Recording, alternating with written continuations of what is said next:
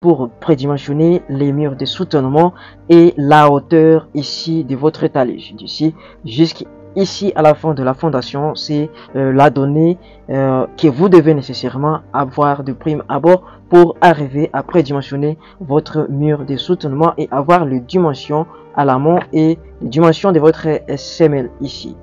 Pour trouver la dimension ici, ou soit la largeur de votre voile ici, mais il faut simplement prendre cette hauteur totale ici de votre talus et vous allez diviser cette hauteur par 24.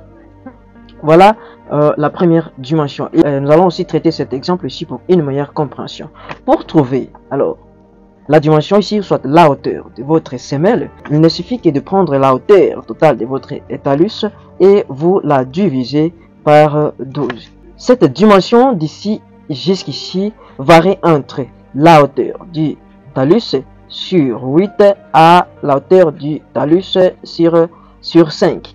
Voilà l'intervalle pour trouver la dimension de votre semelle qui se trouve ici. La dimension au sommet de votre mur de soutènement n'est pas celle où soit, bon, il y a autant de types.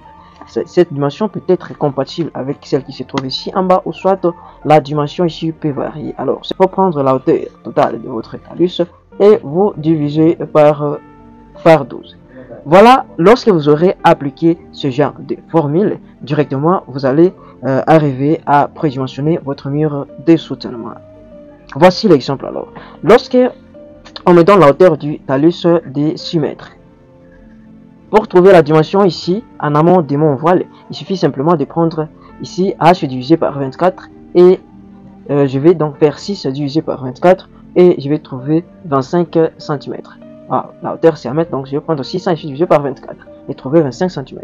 Ici, h sur 12, ça veut dire je vais prendre 6 et je vais diviser par 12 et je vais trouver 50 cm. Ici aussi de même 50 cm. D'ici jusqu'ici doit être supérieur à 1 mètre. Et pour calculer alors la largeur de votre semelle, il suffit seulement de prendre 0,2 et puis 0,45 multiplié par la hauteur totale de votre talus ici. Vous allez constater que c'est trop facile. Comme je...